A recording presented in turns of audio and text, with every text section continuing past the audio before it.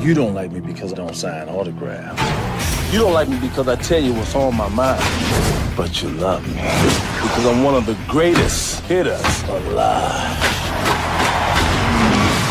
On the night Stan Ross got his 3,000th hit, he knew he had his ticket to the Hall of Fame. Who got my damn ball? I got mine. And ain't nothing in the world you can do about it. From that moment on, 3,000 wasn't just his record. It was his whole life. Bring the whole family to Mr. 3000 Shopping Center. 3,000 cuts, 3,000 walks, 3,000 balls. 10 years later, this legendary player You can't tell me when they have something pretty special. Good night. I had your toenails popping off like Redenbacher. is finally going to be recognized Say Hall of Fame! Say it again! as baseball's biggest error. Stan Ross, Mr. 3000, has only 2,997 hits. What type of bullshit is that? The Hall of Fame vote is in, and Stan Ross is not. You can't let them do it to me. Now, I'm picking up my bat and getting 3 more hits. he's got to make the game's most unlikely comeback. How many push-ups can you give me? 40, 50. Okay, well, that's one. The media thinks he's a joke. Stan Ross's first week at bat was kind of like his first week out of the womb. Whole lot of just flailing around.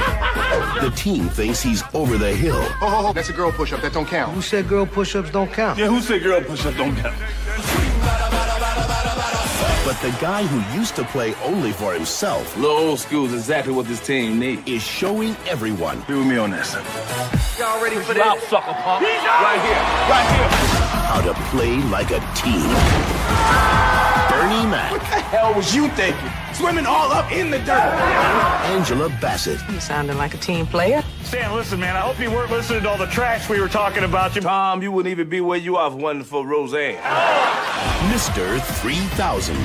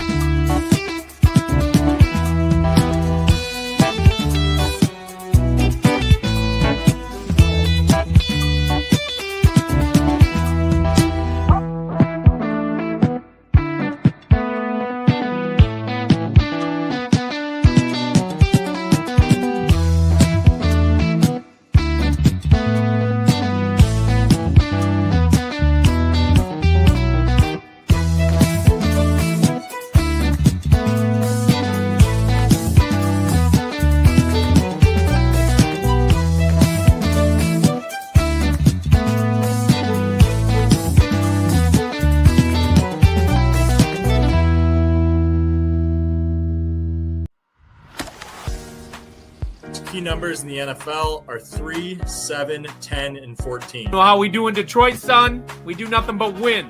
Ready I'm ready. to bite some kneecaps. Ah! Who's got it better than we do? Nobody. It's a close game. The Taylor Heineke life. Yeah. I love this pick. Tampa has been overrated all season long, and the people who make the books are still on this. They got blown out by Blake Purdy. Can Justin Jefferson be stopped? I don't know. If you want to be part of the show. Hey, Tinker's a Bills fan, though, so. He is a Bills fan. Josh Allen's your boyfriend. The spread's the way to go. You just have to know how to bet it. Hey, I'm going to ask you once again, who's got it better than us? Nobody. Nobody. I went They real did it. hard. I went real hard today. They did it, though. They got rid of the bad man. He's Hey, gone. you know that I don't want. I am a Mahomes fan, so The Mahomes cannot hurt you anymore. Fucking terrible. Fucking worst call I've ever fucking seen, man. I think it's a really good thing for Kansas City because they got to rethink how they're gonna basically build the team back up. And especially with Mahomes going to, I get my man Minshew for a couple games at least. So he came in and threw a pick on a second pass. Minshew will be super fun. I think Minshew will be really fun. And yeah, I mean, I didn't want Mahomes to tear his ACL. That was never that's kind of whatever. But I am really glad that that the Chargers won. They are just, a lot of teams in the NFL are just really good at winning this year in a lot of weird ways. The Chargers, a lot of weird games. Outcomes that this year there have been outcomes in games that have been unpredictable, I think. So, like the fact that the Panthers dropped their 20th straight game in a row as a favorite or something like that. It killing me. 7-7, they could be 8-6 right now and leading. Instead, they got to go 7-7 and play the Bucks this week. And I hate the matchup. It's really tough. Yeah. So, yeah, I mean, obviously the Chiefs were a huge result. The Lions, sadly, were a bad result. You told me they scored 34 points against that defense last week. I said they won the game. There's obviously calls that were made and things that happened. Well, we don't. That aside, for a Tough second, game. get that.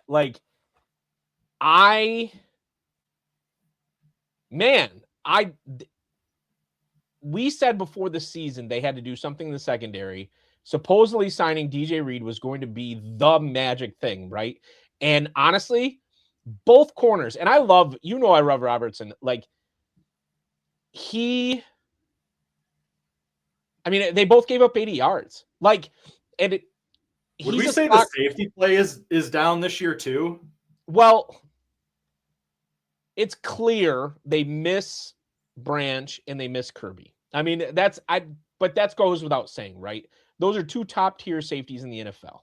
So I think with the Lions, I think as they go, I think the defense goes because much like the Ravens, a lot of their defense runs through their safeties making calls.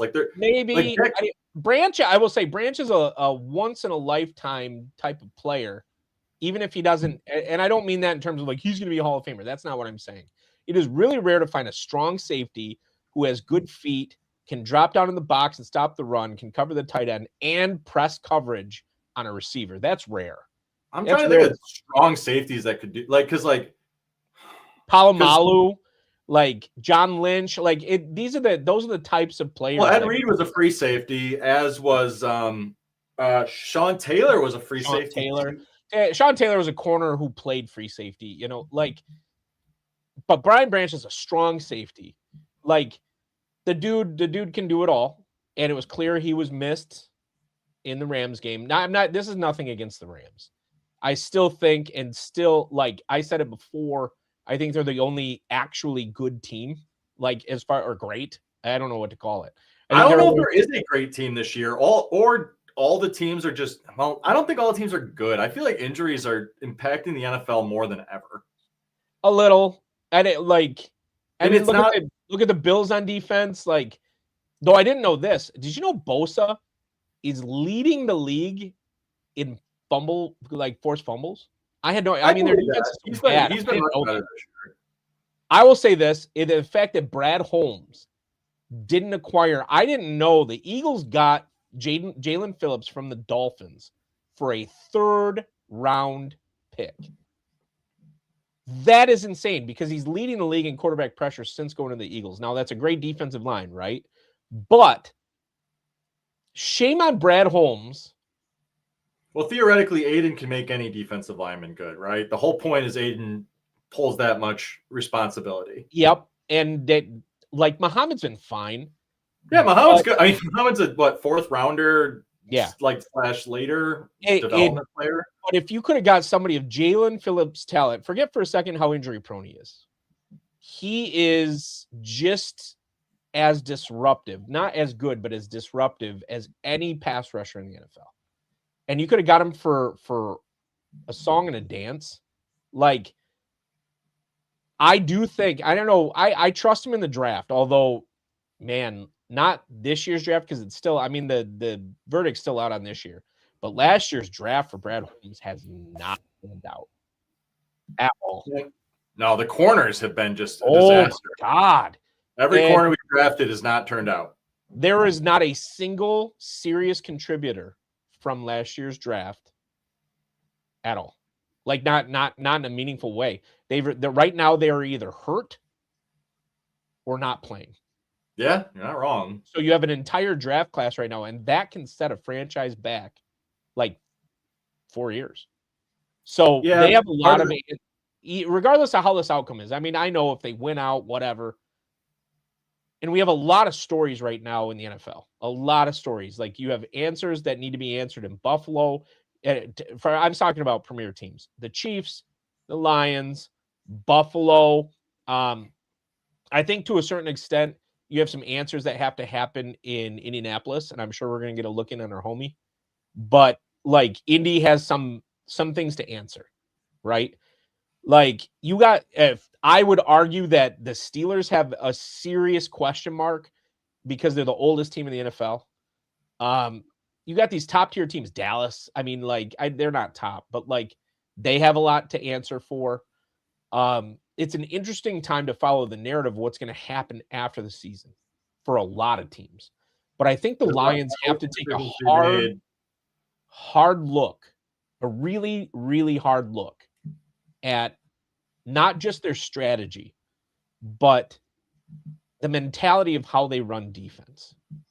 Because if you're going to be a press man team, which they want to be, you know, they didn't change that much from Aaron Glenn. They're still press man all the time. You have to have the kind of attitude that you are going to punch your opponent in the mouth every single play. And I question how many defenders that they have that mentality. Jack Campbell has that mentality. I mean, he's having a great season as a middle linebacker, right? Aiden has that mentality. Brian Branch, though hurt, he has that mentality. Kirby has that mentality. I don't think we're going to see Anzalone back. I think Derek Brooks is going to replace him. And I don't think he has that mentality. He's too nice. Like, they got to fill their roster and depth. More importantly, depth with players who are going to want to kill their opponent.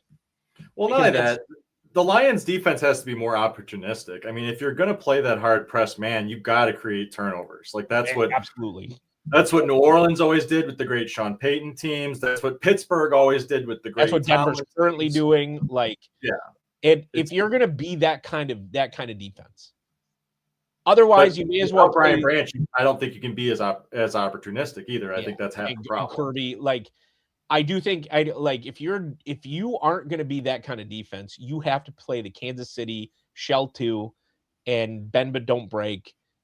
That style of defense, because the NFL, like, I look at how talented the Rams are, and I was just waiting, right?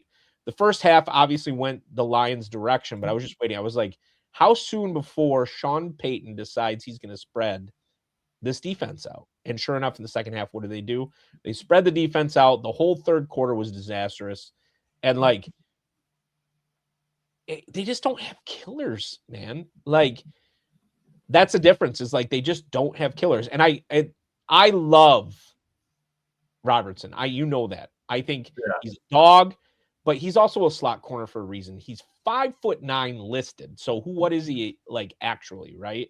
So he's 5'9" listed. That knows a problem. Dude, you are trying to cover Devontae Adams at 6'3" and one of the strongest receivers in the NFL with a guy who's listed at 5'9" and maybe 195 pounds. With no safety support. And no safety support. Now, you can say what you want about that, the fact that he gave up 80 yards, but, like, that just doesn't work. And I do think that them and the other teams I listed, they got some questions to answer that are really interesting. So the Rams continue to be really interesting to the Lions because of the trade, obviously, but also because Peyton is kind of Or sorry, McVay has gotten the better. I said Peyton too. I think I said Peyton too. I'm sorry. Yeah, no, McVay. I said it because of the Saints earlier. McVay has gotten the better of our boy twice now. Like Campbell and Stafford kind of have owned the Lions, and so I worry about that a little bit. It like you look at that offense. The other thing that really killed them, and this was surprising, the Lions have stopped the run all year, and that's what a man press team has to do, right? You have to stop the run. Oh yeah, they talk about that on fantasy. They're like the Rams really were the only ones to break the kind of break the floodgates. Yep, and that's it. They really ran the ball, and so you got to take a look at that. And it like I would love to see the room, like when they have their coaches meeting Monday morning, how they talked about the outcome of that game, because you got to have killers. And I actually question whether Aiden's a killer, come to think of it. Like, he had a great first half. He disappeared in the second half again, and he goes through these streaks where he just doesn't take advantage of the times where he has – because they double team him all the time, but there are times where one person blocks him. And, like, I don't think he takes enough advantage of that. So he's still not – he's like 1.5 as far as the tier, right? He's not second tier. But I don't think he's first tier yet.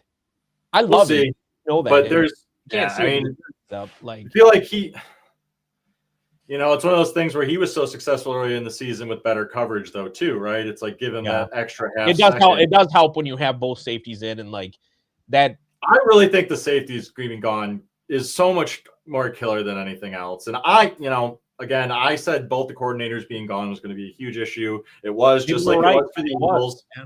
But the best thing that happened to the Eagles that season, you know what they won and did the next season? They went and won a Super Bowl. So you know what? We got to go look ourselves in the mirror and do the same damn thing. So we'll see. They talked about this on the Aces podcast, and I would think it would be really interesting to look at the coaches in the hot seat. Like, because I think the Lions have an opportunity to grab Mike McDaniel if he will go back to being a coordinator. The Miami gave him a vote of confidence. So they did. And rightfully so, he benched Tua. And so they're going to see what happens with Quinn Ewers. And so he's playing the game. Like, that's the key you got to do. Like, if somebody tells you, you're going to have to bench Tua, right? But I would love for the Lions to, like, if they're going to, our boy Dan has to figure out if he wants to call plays or not. He really does. The head coach should not be calling plays. I mean, so if that's the case, then we better find ourselves an offensive coordinator who's not super young, because we don't need to. All you're going to do is elevate another offensive coordinator, and then they're going to leave, because that's all that ever happens. That's what happens to the Eagles every season, and that's why they can't stay consistent. So you got to kind of, but Kansas City and other teams have found ways to get these more older coordinators that have kind of flamed out as head coaches, and then they install them as coordinators again, and they do successful. And I think the Lions could find some success there, because I don't think that Campbell could be as effective, aggressive as he is while also being the play caller. I think it works if those are separated. I don't think it works if they're the same. I agree. And it's not that he's a bad play caller either. I would like to say a message to anybody who's said this out there. I've seen people be like, Dan Campbell needs to be in the hot seat. Shut up. No, the offense is not the issue. The team's not the issue. The defense has just not stayed healthy. And can we revisit Fat Beard for a second? Do you want that again? Because Caldwell never should have been fired. Now, that means we don't get Dan Campbell, right? But Caldwell was a great football coach. Yeah. And he coached those teams to the playoffs. He coached those teams to winning records. And he maintained competitiveness even on down years. I do not want this franchise to go backwards. I am 42 years old. I haven't missed a Lions game. We're done. I'm done going backwards. Dan could be Mike Tomlin. I don't care if we lose. A lifetime contract, and he can leave when he chooses. Okay. The difference is how you're going to support him with the staff. It was the offensive coordinator. I'm trying to remember his name. He's got a common name. Was he the wrong hire? Probably. But they brought him not going to work here anymore. He was with Denver for the past 2 years. He was with Dan Campbell as like an offensive assistant that first year. They brought back a familiar face thinking that would help Jared Goff, all of that. It didn't work. So they're going to have to go back to the drawing board. And the number one thing offensively that needs to happen, one, Campbell needs to focus on running the whole team, not just calling plays. Two, they're going to have to start being much more dynamic how they view their offensive sets, because teams have caught on to when Monty is on the field versus when Gibbs is on the field. And I know that they feel like they have great teams have shut down Jahmyr Gibbs. If you pay attention to the Lions when he goes off and when he doesn't, great teams, good defenses know how to stop Gibbs. Bad teams can't because he's too talented, and that's really the difference. Whether it's about lining up Gibbs in the slot sometimes, or having both running backs on the field, or whatever it is, the big thing was we're going to have more sets with both running backs on the field. I've counted this year; they've only had both running backs on the field 12 times. I feel like we're out of the gun more too, which I don't like. That's because of Goff, though. Like, I will say he's better under center, and when they're running the play action, he's much better when they're under center and running the play action. He's much better, but I think to a certain extent you have really subpar play at both guards and center. I will say the interior line needs some Bondo for sure. They're going to have to bring in. They're going to have to bring in a center, a real center too. Like they're going to have to bring in a real center, not somebody that converted. And I don't want to rely on Ragnow and his severe torn hamstring. He can come back. That's all well and good, and that's awesome. And he might, but he won't be back if he does. I mean, he's done, and so they have an answer at left. They need an answer at left guard. They need an answer at center. And on defense, they have to address the fact that like everybody gets hurt. Like it's depth in the offensive line and some solidification, probably depth at corner and safety. I think the starters could probably run with pretty much anyone. It's just they gotta stay on the field. And they do not have good depth. No, they don't. Pretty much nowhere. Like, okay, so St. Brown goes down, right? And it's like, okay, we have Jameson Williams who can run crossing routes, which is great. Yep. But JMO is not an elite receiver. I know he's a first round pick. I know he's fast, all that stuff. He's not a number one receiver. He's not. He drops too many passes. Like it was pass interference, but he had his hand. They ran when they gave that touchdown to the Rams, the first play. It was a great call. Play action. They had trips set, and they ran play action deep to JMO, and it was offense or defensive pass interference. But JMO had his hands on it and he dropped it. Like I know he's young because he's still only 23. The dude's young, but if he wants to be a number one receiver in the NFL, that's the pass you catch. Like I don't care that they interfered. Jamar Chase, Justin Jefferson, the elite receivers. Yeah, no, they come down with it and then they jaw on their face and they say, well, you couldn't even do it with extra help. With cheating, like that. Amon Ra generally comes down. When did Randy Moss ever care if he was interfered with? Also, but I will say this, Randy Moss 6'4", Calvin 6'5", like they got a benefit that JMO doesn't have. And I do think that Tesla has a good ceiling, but I don't think a 4th round draft pick is going to be the guy, I like his skill set. I think he's a good addition to the team, but they had him in so many sets. There might be some decent receivers this year too. I think we just need like a Marvin Jones, right? We need that steady Eddie, not from because St. Brown's a steady Eddie in a certain way too, but more in the sense of like in the red zone. We need a consistent red zone target. And Laporta should be. I mean, he's hurt. So that's the other part. Like I thought best ability is availability, man.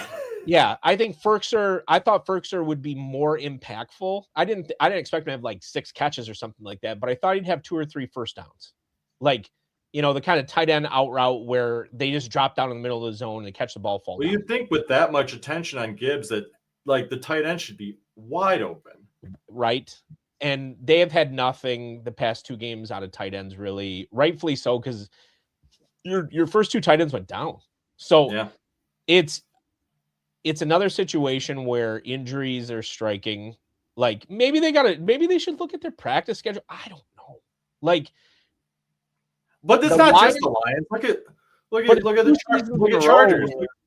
Yeah, Joe Alt. Like if Joe Alt was playing for the Chargers right now, they would probably be a Super Bowl favorite. Like that's how much of a difference he makes for that team, being a steady left. Agreed. He's a stud. You know, I don't like the other part is, and I've had people ask me this, like if they thought the turf at Ford Field is part of it. It might be.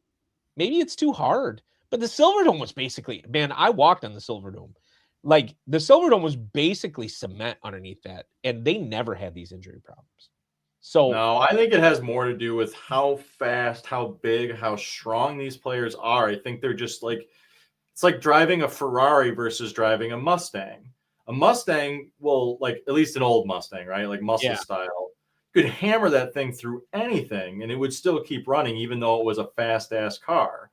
Whereas, like, you put a Ferrari past a speed bump, and you're done. Like, or like when we were driving that Corvette in Florida. Like, yeah, we drove the Corvette in Florida, dude. You're sitting so low to the ground, like you're just not built to do anything other than perfect conditions. And when those conditions aren't perfect, things snap, things break. Yeah, and that's a good take. That's the way I view the NFL now, because it's just no one is durable anymore because everyone is so talented. It's the same with the MLB, right? No pitcher can go past More 6 innings.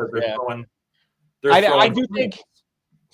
I mean, there are players that are just Iron Men, right? But I mean, you got a good point. They're built different, right? Like look at Crosby. Crosby doesn't look like an elite athlete. He looks like the crazy juggalo that is down the street. It just so happens that dude. How is he not a Detroit Lion? I will forever. Because he took the contract from the Raiders. That's why. I mean, it's I don't like. But I don't know how. You know how the next. All right, we wasted 20 minutes in the Lions. Obviously, sorry. I just had. No, we're good because we flamed out on the Lions way harder before, so we're actually doing pretty well.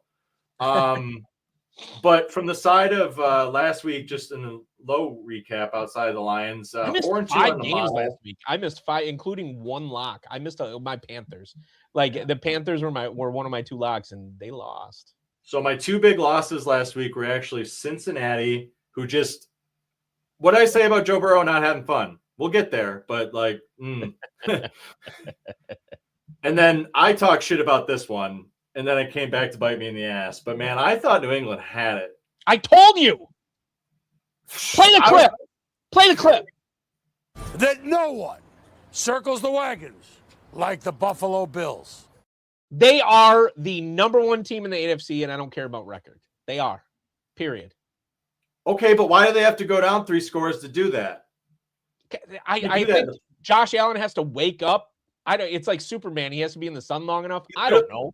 Apparently they like got caught a picture of him like throwing up on the sidelines. He's like, "Oh, I do that every week. Don't worry about it." I do think the 2 teams, if I were going to predict right now, I mean, future wise, and I don't have any right now, and I probably should, because I think that we're looking at a Super Bowl right now, Rams, Bills. Yeah, I think that. So the Smokers Room 420 Discord, the Chicago boys. I mean, we're all on it. It's what it should be. If you look at power ratings, I have no futures with them. I don't. Sadly, I don't have any futures with that, and I need to either just drop like an exact, because the exact. I bet you the exact's like plus 1,200 or something like that. Like I probably need to drop an exact or something. So what's crazy about the power rating, right? With that, as we go kind of forward, is Baltimore is also favored over New England this week. So that's not going to happen. That's not going to happen. I know, right? So that's where like it gets crazy. And so that's like where I found it interesting. I still think New England's a good team. I think they just got Josh Allen. And I don't think they got Josh Allen. I think they don't know how to be winners yet. Personally. Like, I don't think they know how to be winners yet. Well, of course they don't, because they weren't winners. They just they've kind of become winners. welcome. But yeah, so yeah, I was wrong in the New England game. It happens. But man, outside of that, I kind of nailed it. Houston. I wish we'd went head to head on that for jersey bet. I could have used a Bills jersey. You already got one on the way. Don't worry about it. Houston absolutely clobbered Arizona, and as much as I thought Arizona could backdoor, they can't in the sense that defense was too good, and the offense actually showed up. Chicago absolutely lambasted. We did not call that game accurately. We thought it would be close. We thought it would be close, but I had the spread though. Yeah, I just didn't like. We both said Chicago would win, but like I thought that defense would muck that game up real hard, and honestly, it wasn't. I watched a good portion of that game. The Bears didn't blow the doors off them or anything. I know the score looks like it. Okay, but that throw though was pretty sick. Yeah, it's pretty sick. I think what happened really was just that Chicago was turning into a consistent team. They're turning into a well-coached team because there's an extremely good offensive coordinator. I was really wrong about BJ. I was really wrong about him. Man. Who left the program to go to another program. And then my two wrong team favored that I nailed. Denver absolutely killed Green Bay, as I knew they would. We called that. Yep. And the Chargers held them down. We called that. And it hurt me to call it to pick them, but yeah, we called that. We got that one. So I felt really good on those ones. And yours truly honestly wanted the Chiefs out. I was done. I was done with the Chiefs. And now New England doesn't look like they're going to do much in the playoffs either. So we're going to get a new playoff contender in the AFC, I hope. I still think, even though it won't run through Buffalo, Buffalo is the premier.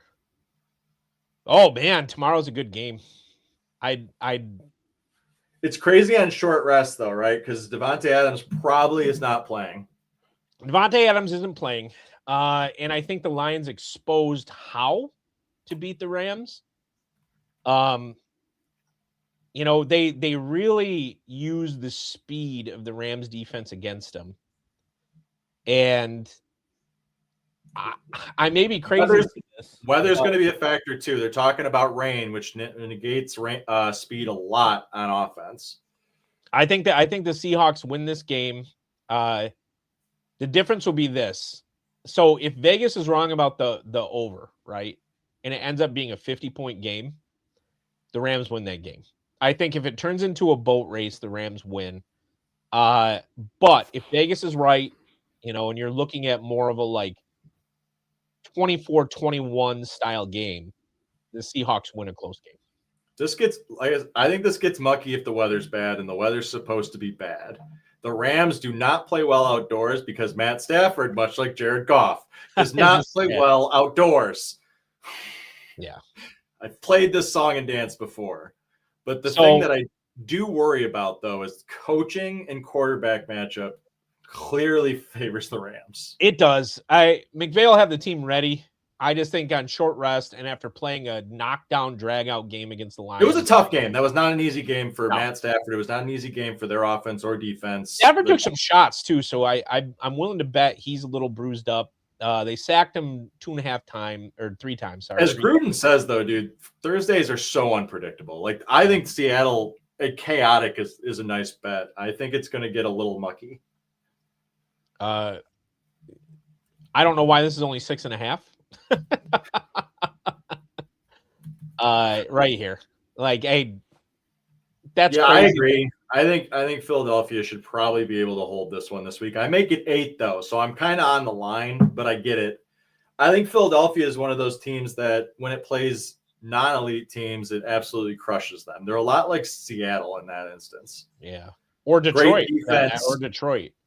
Yeah. Great defense Detroit's the opposite. They're a great offense. But theirs is generally Philadelphia is a great defense. That offense is opportunistic against bad teams. Seattle, great defense that's opportunistic against bad teams. Detroit Lions, offense, opportunistic against bad teams. Yeah. And they exploit those teams exploit, and the weakness of the opponent very well. The Eagles got to get it together anyway, because they got to start really like they're going to win the division, but they really need to start stomping their way to the finish line. Yeah. Game of the week right here, at least for the Lions, because they need Chicago to win. They need Chicago to win this game. So I'm rooting for Chicago as well. So with the whole team, but like you and I have much different opinions on the North as far as who we hate. Like I've watched Green Bay absolutely just crap on the Lions my entire life. Like I was born when Brett Favre just started like throwing dimes. Yeah.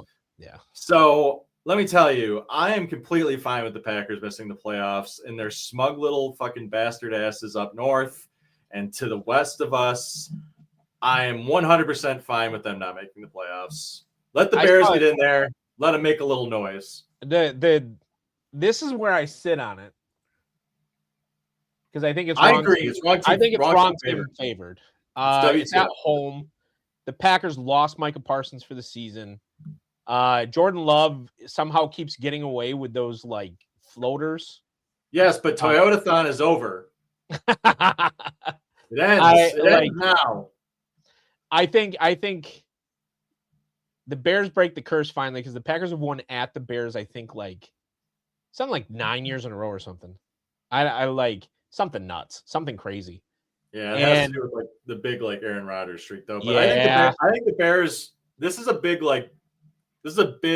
pass the torch pillar game, whatever you want to call it, in the NFC North. Because if the Bears lose, they kind of are a joke, unfortunately. Yeah, because nobody's talking about this, but the Bears and the Lions are 1-3 in the division, both of them. Oh yeah, it's bad. Like I was trying to explain, like I was explaining division football to like the girls at work today. Yeah, because they're like, oh, the Lions are doing well, and they said that they can't like just make the playoffs, and I'm like, well, like it's still kind of okay, but we've lost the division so many times that it makes it so hard. Like it makes it hard when you don't win the division. It makes it hard, and that's why I need the Packers to lose. Like, yeah, the Lions. If the Packers win, I think the Lions are more or less eliminated for the most part. So if they win out, if they win out, and it goes into the last game against the Bears, it gets interesting.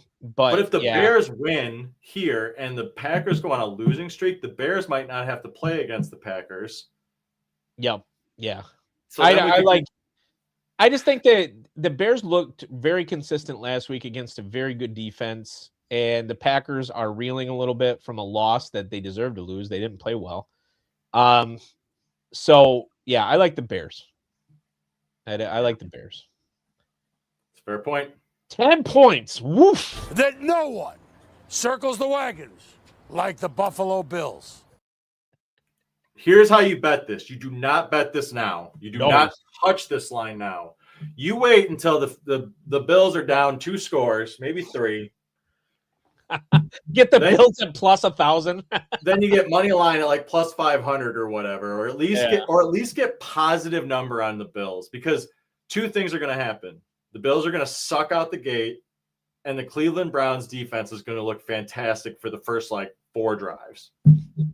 Then the Cleveland Browns defense is going to get really tired, and Shedeur Sanders is going to make a bunch of mistakes, and the Bills are going to just wear this team down. Watching the Bills is like watching a good college football team play a bad college football team, where it's just like, oh, they're just wearing them down, playing with their food. They're just playing with their food. It's so I do like Judkins and Daly this week though. After Trayvon Henderson just absolutely smashed this defense, because Judkins had a terrible game last week against the Bears. Oh my God, I think he had a total of 16 yards. Yeah, he had a terrible game. Dude, my fantasy weekend was oof. But I like Judkins to smash this defense a little bit. I there's no way the Cleveland Browns win this game. I mean, they can't win it. I mean, I think the weather's supposed to be decent on Sunday. We're getting a warm up tomorrow, but then there's supposed to be some ice maybe Saturday. But I think Sunday is supposed to be pretty clean. Well, don't forget about the snap freeze Thursday night. In an hour, it's going to, in the Midwest, pretty much the entire Midwest. So it'll be 50 degrees tomorrow. I love that Smash is like a professional in his role and now has to know like when the weather's. I doing have what to it's just doing. know all this about the weather just to plan. So it's 50 degrees all day and pouring rain tomorrow, right? And it's pretty much the entire Midwest. So you can include Cleveland in this. Then at about 11 o'clock at night, you are going to see a 30-degree drop in temperature to below freezing. And it's going to make for some messy Midwest football for if you're playing outdoors this weekend. It's going to make the field really messy. And I actually think that to a certain extent that might play a little bit into the Browns' hands, but Josh Allen doesn't care. Josh Allen's arm doesn't really care about anything. He throws the ball. He'd be a gunslinger if he didn't have wheels, you know. Like he throws it looks like Brett Favre when he throws the ball. He doesn't even He's have just an extremely gifted individual. Oh my gosh. I think that is really just the truth. After this season, I mean, they were already close. I think after this season, we really have to talk about the fact that maybe Josh Allen is the best quarterback in the NFL now. And actually, I can say that I've seen him live. I True. saw Josh Allen live. That was a sick game. Also had to show my COVID vaccine card to get in. Crazy. WTF. Play the lock. See, I'm with you. This is Carl of Aqua Teen Hunger Force, and this is my Stone Cold Lock of the Century. I'm not allowed to say the name because they're at home. No, this is a rat line, 100%. But I'm 100% in agreement. We're at home. Tampa is reeling. I didn't realize the difference. I'm just gonna play it there. Like, yeah, reeling. The Bucks are not a good football team right now, and I don't care that. Can I call it free fall? Like, I don't even know what to call what they're currently in. And the Panthers are scrappy. I want to see them in the playoffs. I want to see the Panthers in the playoffs 100%. The sad part is it might come down to Panthers or Lions, right? Which is, it helps that they're playing the Bucks because then it's just they win their division. You know, but this game at Carolina, Tampa's reeling. The Panthers are scrappy. They win this football game.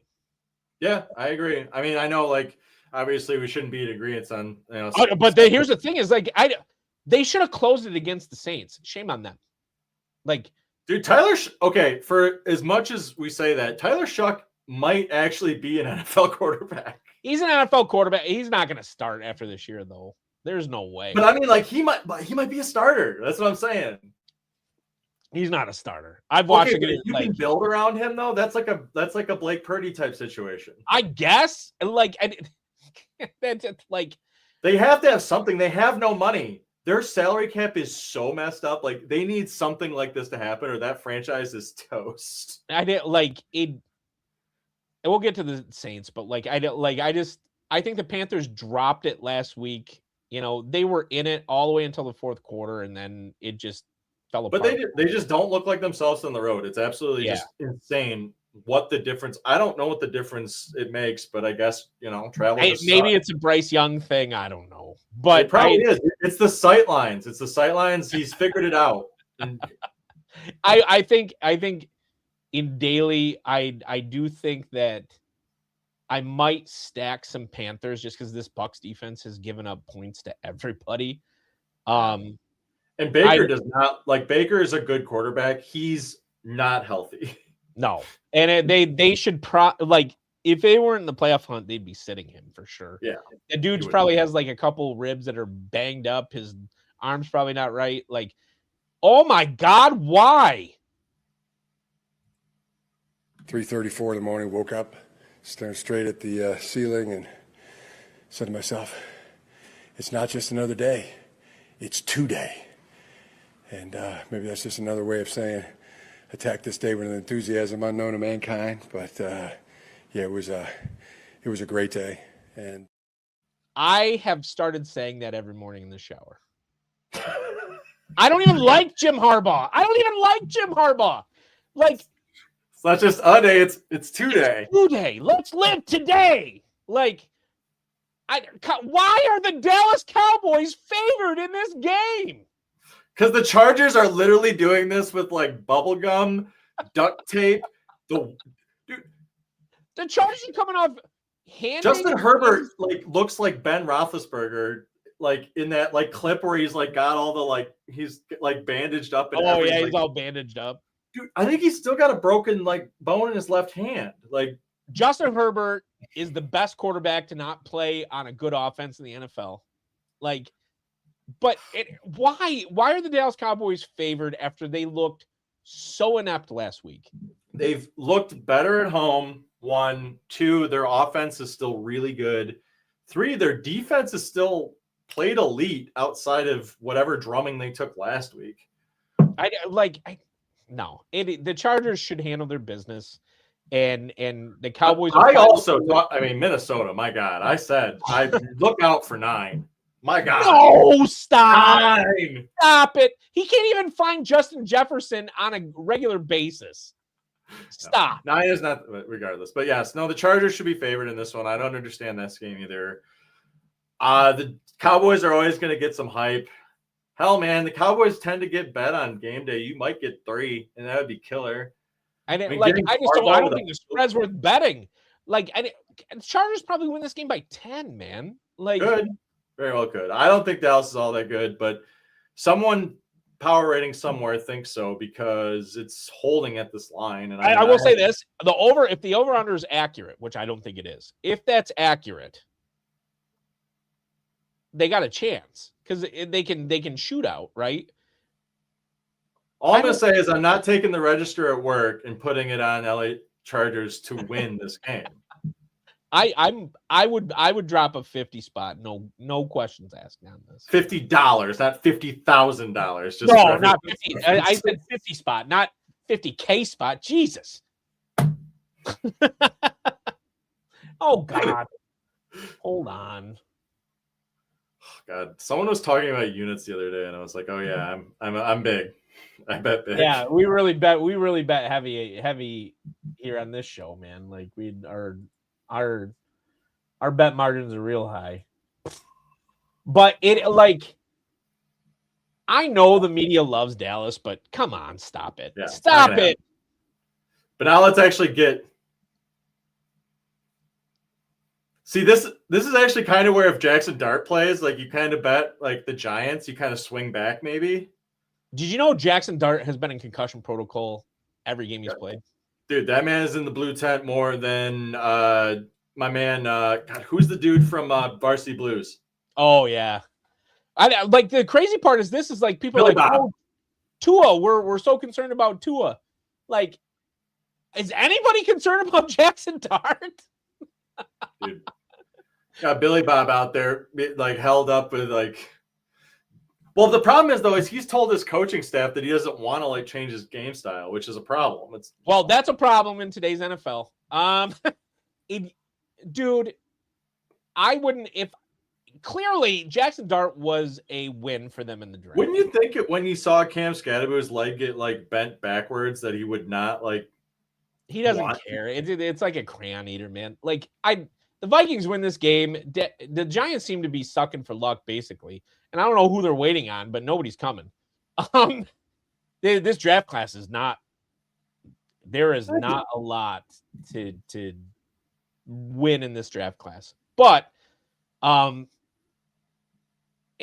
if the Giants win, I won't be surprised. Oh, you wanted some cheap viewers? No, I was trying to get rid of it. Oh, it's fine. I think you can block it. Don't worry about it. Yeah, it's not going to work anymore. But if the Giants win, I won't be surprised because the Vikings are a bad football team. But I got to imagine 9 is playing for a lot right now, and they got to figure out whether he's the future. If he doesn't start finding Justin Jefferson, though, why? What in the world is going through his head that Justin Jefferson isn't the first person you look at every time you drop back? Can Justin Jefferson be stopped? I don't know. Like, honestly, I think it has a lot. JJ does not like throwing into contested windows. Or and because he can't. So, because I've seen the man play. I've seen J.J. McCarthy play. I know he can't throw into contested windows, and Jim Harbaugh knew that, and Jim Harbaugh's a winning coach in the NFL. So, if I were Justin Jefferson, I'd be like, I want the first play. As long as you put safety help over Justin Jefferson, J.J. McCarthy is not going to throw at him. That's it. J.J. McCarthy, like, he and Jamar Chase are open every play. Just ask him. And I think they're right. Yes. I think they're right. I think they're Carson right. Wentz knew that. Yeah, But, like it's pretty wild when Carson Wentz was just like, yeah, JJ, Justin Jefferson's down there somewhere. Like, dude, just throw it up. Let the guy come down with the football. They were talking to someone about, I think it was like early Kelvin time, and they're like, oh, if Kelvin gets one-on-one, just run a go route. Instantly, like, check to a go route right now. And they're like, no, like really that, and like I did it twice. Oh, it's Orlovsky. Orlovsky was talking about Orlovsky was talking about it on PMT, right? Yeah, it was so good. It was so funny. He's just like, he was like no, yeah. I checked to the go route with Calvin and just threw it up there and he'll come down with it. Like and now Justin Jefferson's not Calvin and he's not Randy, but Justin Jefferson is the best receiver in the NFL. And like, and against most corners, you should win that matchup. Yeah, if you got this dude one-on-one, or honestly, I'll take him with a safety over the top. It's Justin Jefferson. At the very least, he'll knock it down. Like, or get pass interference. Yeah, give him the shot. Give him the shot. And like, if McCarthy's not willing to be like, no, then he's not the guy. Or you need to get rid of Justin Jefferson in that game. That's the thing. I'd love Justin Jefferson to be a Lion. God, he's one of my favorite receivers ever. I'd love Justin Jefferson to be a Lion. Like, that'd be insane. Can you imagine Amon-Ra, Justin Jefferson lining up together? It'd be like Chris Carter becoming a Lion, though. It'd be weird. Okay. I'd take Chris Carter. Like, no, we watched the documentary. All right, I saw it. I seen it. Seen it with you. JJ's got to start targeting him, period. Chiefs Titans is now in who cared territory. I don't really want to bet this game because I think it's extremely chaotic. Honestly, I think you bet a Kansas City Chiefs blowout. I think Garner can run this offense in some way, shape, or form. I think Andy can coach pretty much anyone. I think in a way, I think Andy coaches in a very specific way because he has Patrick Mahomes. And I think this will give Andy some freedom in play calling, much like when you see like when Green Bay's, quarter, when Jordan Love went down or when other like you get really creative with the playbook. I could see this being, Andy Reid like having the monkey off his back from the sense of like the pressure of the playoffs and just being able to go back and see what he has in his team, who he can use, who he can't, and letting it rip. It'd be cool. I hope my boy finds some purchase. He's got to keep working in the NFL. Gardner Minshew should be a backup for the next decade. You know who's not currently working in the NFL is Taylor Heineke. That's a shame. That's a shame because he won some football games and he's a good like a Lion should call him because like no offense to Mr. 3000 Philip Rivers, but like when Taylor Heineke does a job and Philip Rivers coming out of retirement after 5 years. There's so much there's so much behind. Do you know like the whole backstory though? Mm-mm. Like Philip Rivers and like Shane Steichen are best friends, and they literally discuss the offense. They discuss the offense every single week, and Philip Rivers runs a version of Shane Steichen's offense at his high school. What I'll say is this is I'll save it for the Colts. Yeah, but no, it's crazy. But I think the Chiefs win there just because the Titans aren't a very good team. The Titans want to lose. I think the Chiefs kind of still want to win. Taylor Swift might be there. They're going to be in Nashville. Taylor Swift's going to be there. Come on, they're an old team. They're an old team that wants to win football games, and that's my bet now. Is like they're an old team that wants to win football games, and they're kind of embarrassed that because their average loss margin is still only like I think 5 points or something like that. It's not like they're still well coached. They'll get around it. They just will not be in the playoffs this year, which is awesome. If the Cincinnati Bengals don't win this game, I think he said retirement. You should stand corrected. Good morning. False. Great morning. Let's go. Why great? Hmm? What makes this one great? Because we're another day closer to death. If I want to keep doing this, I have to have fun doing it. I've been through a lot, and if it's not fun, then what am I doing it for? Seem frustrating. There's just a lot of things going on right now. He's not having a good time. And that's a shame. No one. Okay, who's having a worse time out of these two franchises currently? I would love to see Mike McDaniel coaching him. Can you imagine that? The creativity that he could have with Jamar Chase? See, I have a sinking suspicion this actually goes the complete opposite direction. I don't want to go head to head because both these teams suck, but I think Miami. Devon Achane, because my other thing is this: Devon Achane could win this game by himself, right? Well, yes. Well, here it is. I mean, Miami's going back into the warm weather where they're fantastic, and Cincinnati has nothing to play for, and Joe Burrow looks uninterested, if not checked out. Not to say that they can't show up, but I just don't think the Bengals care about winning here, and I think the Dolphins do. Because I think the Dolphins as a team still want to win for their coach. I think he still has the locker room as much as we make fun of him. My only question is this: is Quinn Ewers is the starter, and he's not a starting level quarterback. I mean, he's just not. Neither is Tua Tagovailoa. Tua's won already. Tua has won in the NFL. Miami Dolphins. But Mike McDaniel is supposed to be he's supposed to be a quarterback whisperer. If he's a quarterback whisperer, this is the perfect opportunity. I guess. I just think that Trey Hendrickson's going to feast on this offensive line, and while the Miami Dolphins' pass defense has been a positive for the team all season, I don't think it matters when you have Joe Burrow throwing to Jamar Chase for 140 yards each week. It'll depend though if T. Higgins plays or not though, because he was sorely missed last week. If I am the Bengals head coach, I just ball out this game. They're not going to fire him because they're the cheapest organization on earth, but they really should. Zach Taylor has no business coaching in the NFL. No, I just spread the entire ball out, and I let Joe Burrow just have fun, especially after press conference like that. It's not good. It's not good. Oh my God. There's no way. Honestly, I don't think you should bet it, or maybe just bet the under. I don't know. But we can't bet the under because the Jets defense is horrendous. Yeah. When you have Aaron Glenn coming out saying, I'm going to evaluate the entire team down the stretch. Dude, you're being evaluated the entire time down the stretch. They might legitimately fire him at the end of the season. Dude, how you got to make a video about peeing on somebody? I thought for sure out of the two coordinators, he would be the one that found the quickest success. He has more history in the NFL. He knows teams. And then he just really shit the bed. I think there is something to be said about an offensive coordinator moving to head coach in the sense that there's more connection to the quarterback. That's bad. Yeah, that's true. Aaron Glenn doesn't have a quarterback, so he's rudderless, right? I don't care how good your defense is. If you have what's his name? John Buck? I don't know who it is anymore. I have not paid attention to the Jets because I don't care. I haven't bet the games. I don't pay attention. Tyler Shuck's at least interesting in the fact that I can't pronounce his last name.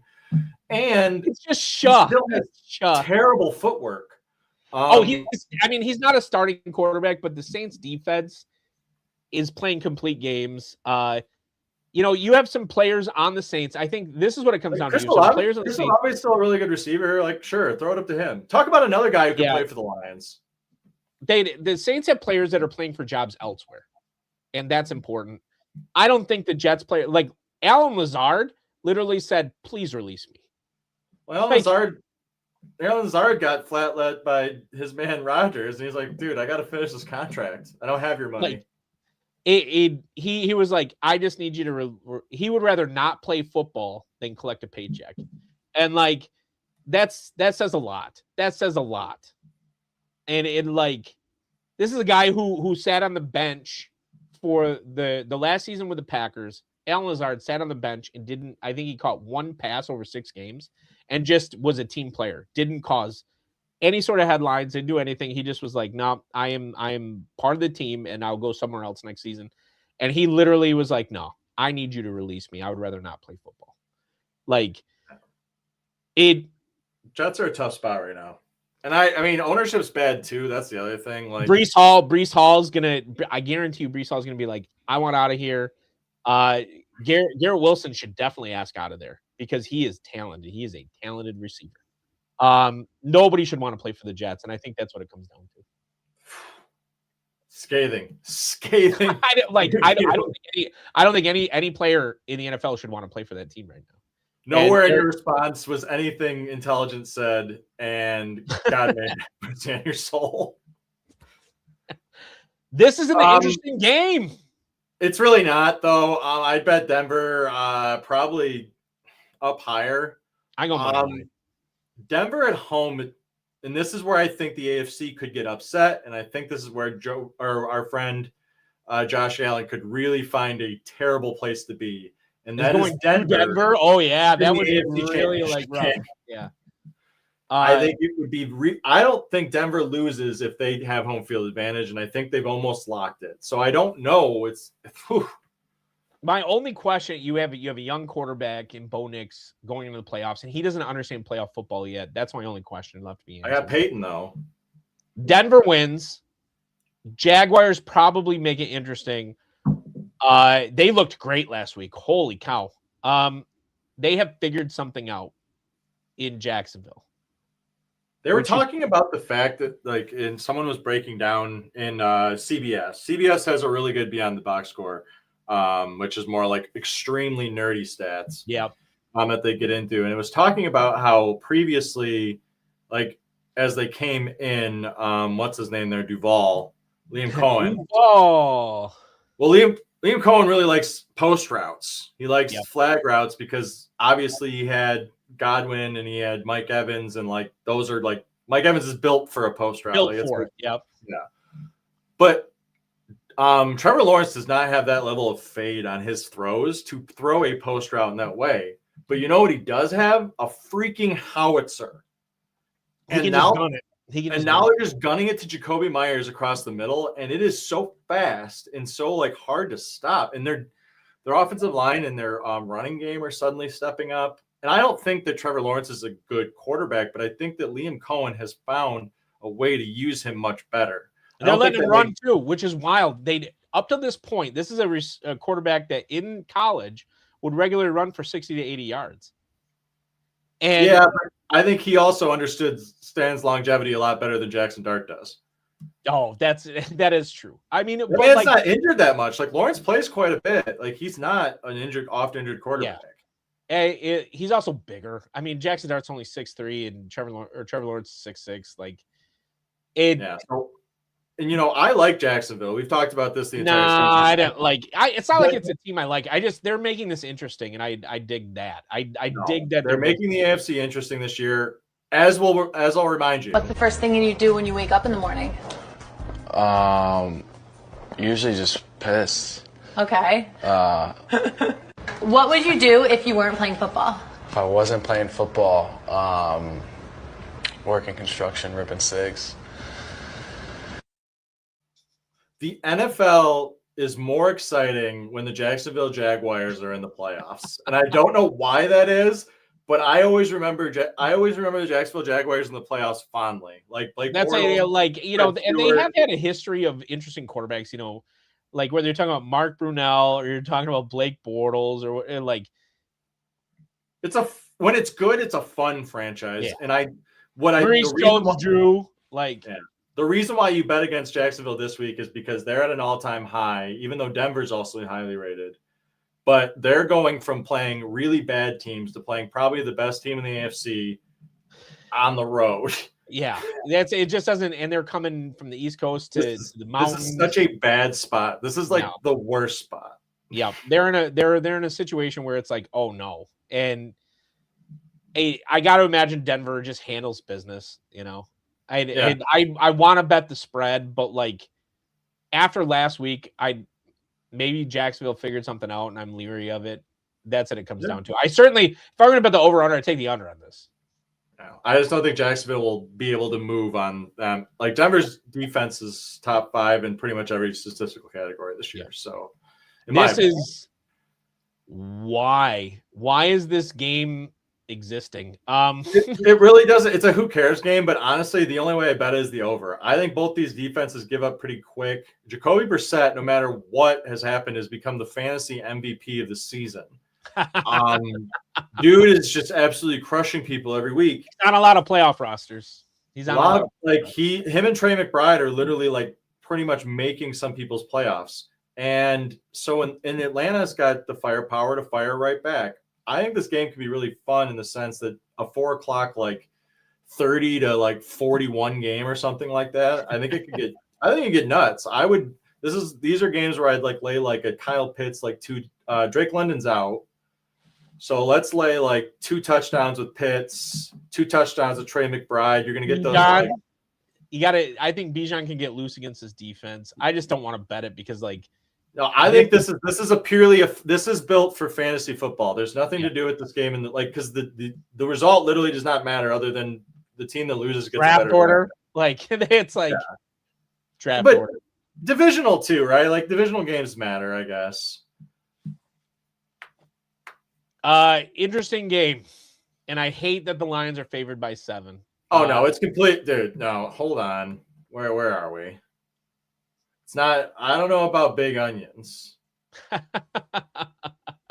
man, I hate this game.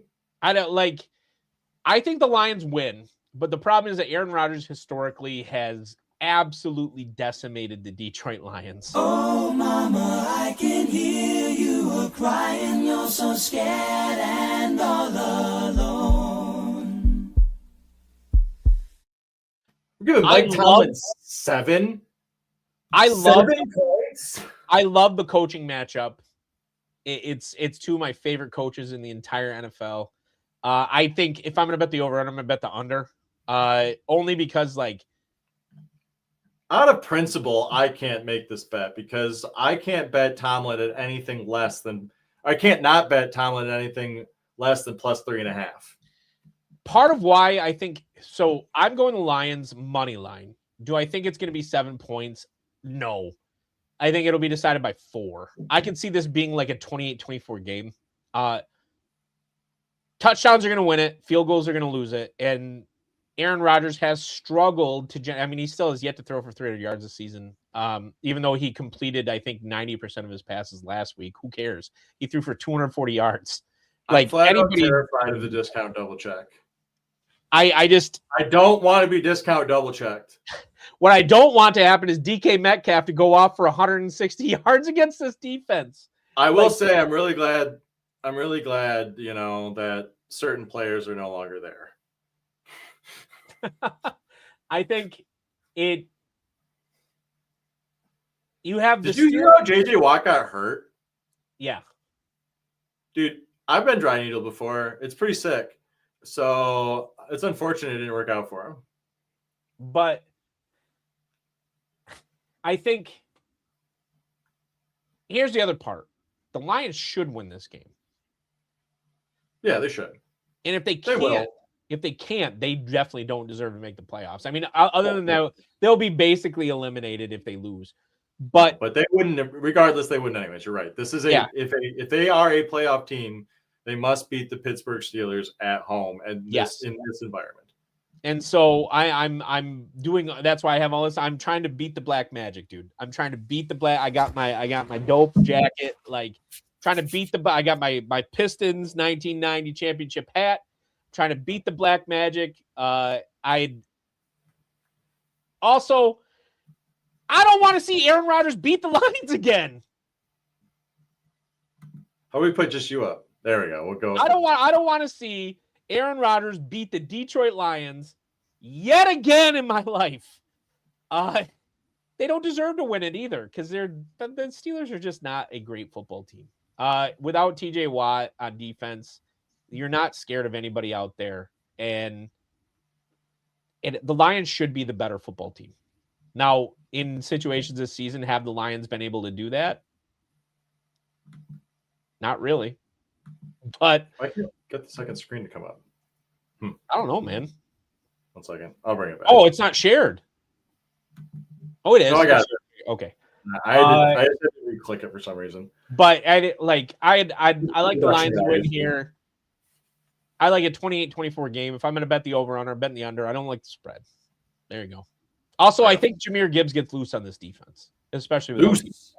Yeah. Exploitative. Whew. Oh. It's 14 and a half now? It's not even worth betting. It's too wide. The Raiders do look really bad, though. I mean, like, in fairness, but I just don't think the Texans are the type of team to lay it on people, at least not in that way. Maybe the Texans too. Like, can you get the Texans with 2 defensive touchdowns for like 20-1? That could be kind of that I would rather bet that. I don't want to bet any part of this. I don't like the over under because anybody can score 35 points against this defense.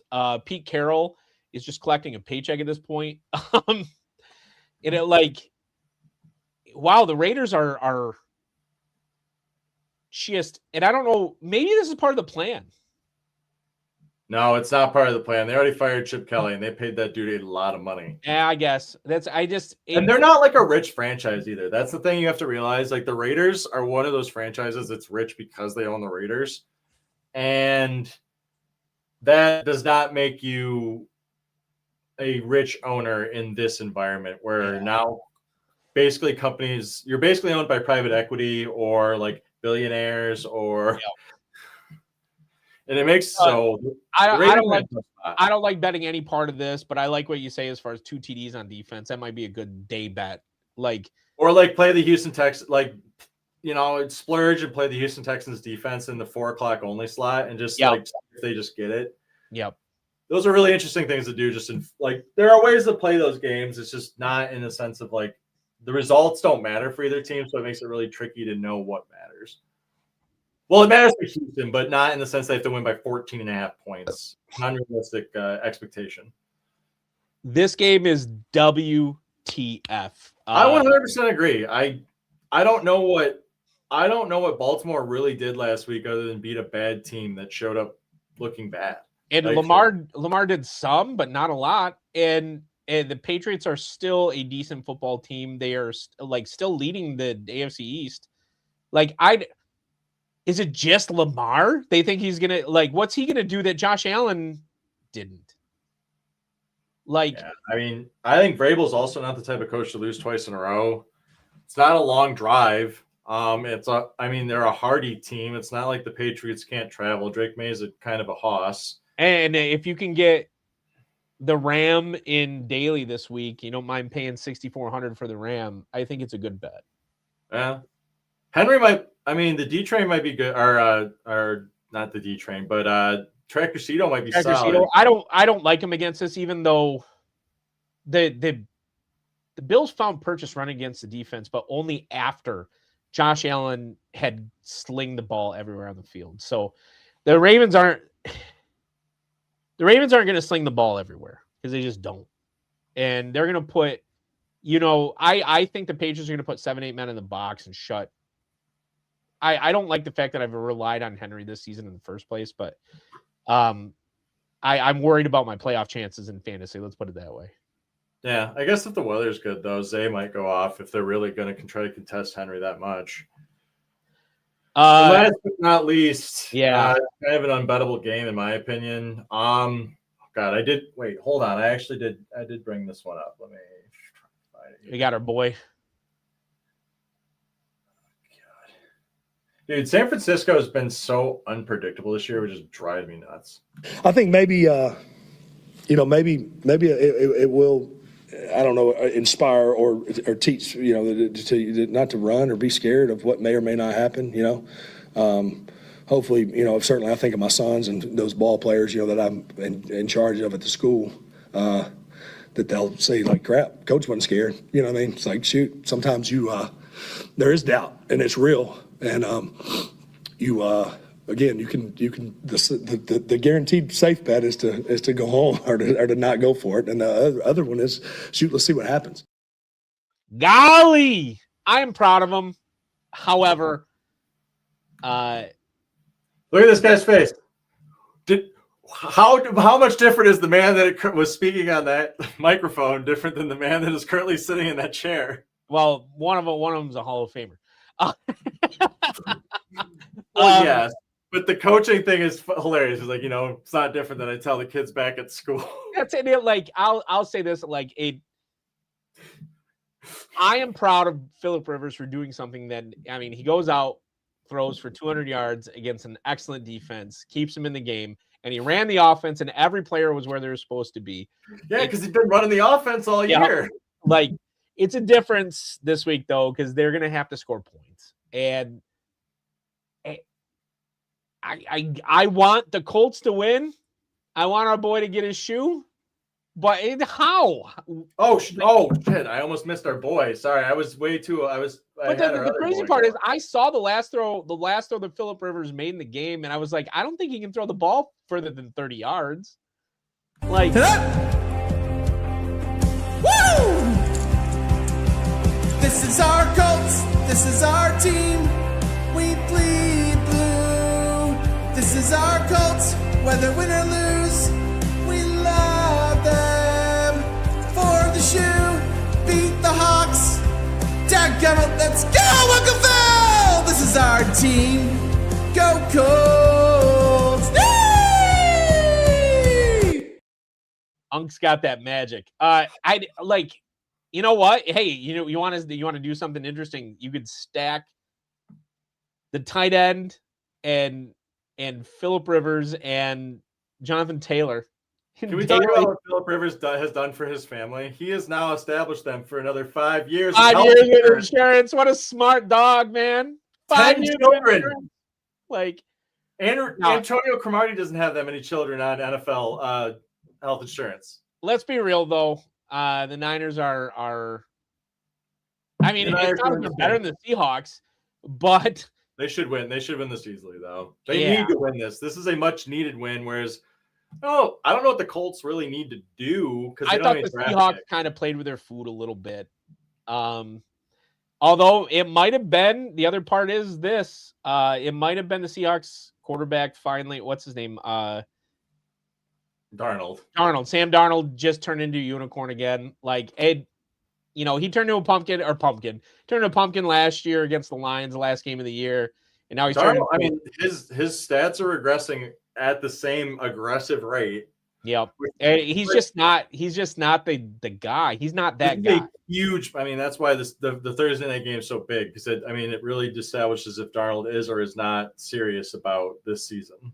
Yeah. So I mean the Niners should take care of business, and that's about it. The stakes are in. Yeah. I feel pretty good about this week. Then we got some fun bets. I like Arizona. Fun games. There are some really fun games this week. And completely just in the sense that both teams suck, I like Arizona because they're not favored. So I'm going to take whoever's not favored, because both those teams can lose any game. New England's still a good team. I don't know why they're not favored against a losing team. Yeah. Carolina two clear wrong team favored in division. Carolina should take care of business against Tampa Bay, as weird as that sounds. The Cowboys should not be favored. Cowboys shouldn't be favored. Chicago really needs to make a statement this week. This is a huge the Chicago guys have been on today, because I've never shown this much love to them, and I hate myself for doing it. But regardless, it's just a huge game. Regardless, it doesn't matter in our division, and we need to pay attention. Miami, I like them at home. Minnesota is going to continue to roll, because I think they're a good team in a really tough division. The Chargers, like we said, Dallas, no way. And I think Pittsburgh at +7 is just, from a spread perspective. Hey, that's why I go moneyline Lions. The Black Magic doesn't win out. But and Philly too. Philly's going to crush Washington. We hit all the high spots. Thank you for those of you that tuning in. Beat that Black Magic this week. Yeah, I mean, obviously, I think we have another show. We probably do. Maybe we have another show before Christmas. We'll see. Regardless, if not, happy holidays. Like and subscribe to us. The Scene Snobs, our friend, obviously, Mick Manhattan, the Giants fan. I'm sorry, the season has not turned out the way that you would have liked it to, nor has ours. But here we are, and soldiering So with that, we'll see everyone later. Thanks everyone for stopping in. We'll see you next week.